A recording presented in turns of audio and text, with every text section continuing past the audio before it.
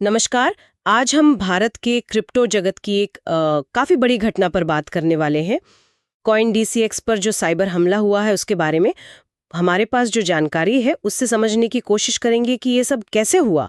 मतलब भारत का इतना बड़ा क्रिप्टो एक्सचेंज कॉइन डीसीएक्स और उससे लगभग $44 मिलियन यानी कोई 367 करोड़ रुपए की क्रिप्टो चोरी हो गई।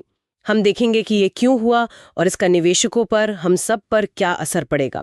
तो शुरुआत करते हैं। कॉइनडीसीएक्स तो आप जानते ही होंगे, भारत में क्रिप्टो खरीदने बेचने का एक बहुत जाना माना प्लेटफॉर्म है।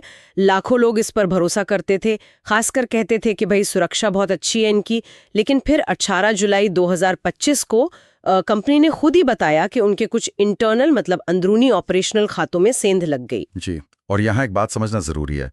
ये कोई मतलब आम स्मार्ट कॉन्ट्रैक्ट हैक या वॉलेट हैक जैसा मामला नहीं था।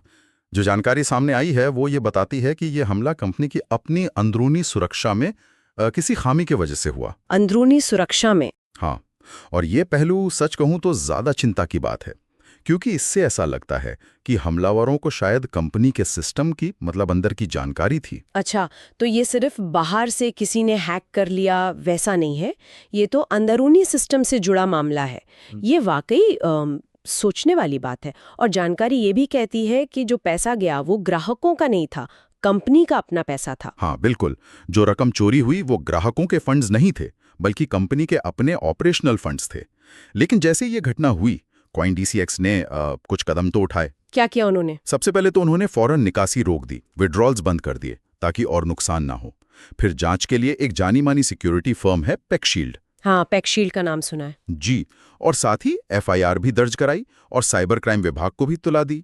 और हाँ, उन्होंने अपने यूजर्स को भरोसा भी दिलाया कि भाई आपके फंड सुरक्षित हैं, चिंता मत कीजिए। भरोसा दिलाया। लेकिन सिर्फ कह देने से क्या होता है? सोशल मीडिया पे तो हंगामा मच गया होगा। बिल्कुल, भरोसा दिलाने के बावजूद जैसा कि होना ही था, सोशल मीडिया पर लोगों में काफ़ी चिंता थी, गुस्सा भी था। जानकारी यही बताती है कि सवाल उठने लगे कि भाई अगर कॉइन डीसीएक्स जैसा बड़ा एक्सचेंज, जिसे इतना भरोसेमंद माना जाता था, वही सेफ नहीं है, तो क्या क्रिप्टो में पैसा लगाना वाकई में ठीक है? मतलब ये पूरी घटना क्रिप्टो स्पेस में जो विश्वास का धागा है ना, उसे और कमज़ोर करती है। हाँ, ये बात तो है। विश्वास ही तो सब कुछ है इस फील्ड में, अगर वही डगमगा जाए तो। खैर, इस पूरी घटना से मतलब क्रिप्टो यूजर्स के लिए क्या सबक है, क्या सीखने को मिलता है? देखिए, कुछ बातें तो एकदम साफ हैं। पहली बात तो ये कि क्रिप्टो की दुनिया में चाहे प्लेटफॉर्म कितना भी बड़ा क्यों ना हो, 100% सुरक्षा जैसी कोई चीज़ नहीं होती, खासकर जब अंदरूनी कमजोरियां हों, जैसा इस केस में लग रहा है। दूसरी बात, सिर्फ प्लेटफॉर्म कितना पॉपुलर है या क्या दावे कर रहा है, उस पर निर्भर रहना काफ़ी नहीं है।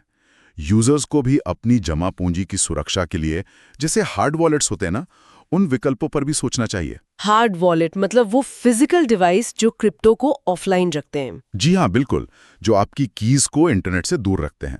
तो खुद भी सुरक्षा के इंतजामों को देखना परखना जरूरी है। तो मतलब अपनी सुरक्षा अपने हाथ, ये बात क्रिप्टो में शायद ज्यादा ही लागू होती है। बिल्कुल बिल्कुल सही कहा आपने।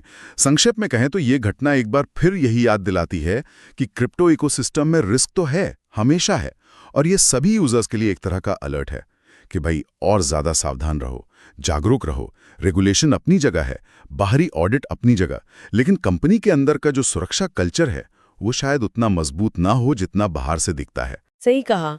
और यहीं पर एक सवाल मेरे मन में आ रहा है जो हमें मिली जानकारी से थोड़ा आगे का है कि अगर किसी इतने बड़े, इतने स्थापित एक्सचेंज के आंतरिक ऑपरेशनल सिस्टम में, मतलब अंदर के सिस्टम में इस तरह से सेंध लग सकती है, तो ये उसकी पूरी की पूरी जो सिक्योरिटी कल्चर है और वो अनदेखी कमजोरियां हैं जो शायद बाहर के ऑडिट में भी पकड़ में ना आती हों, उनके बारे में क्या बताता है? इस पर सोचना तो बनता है।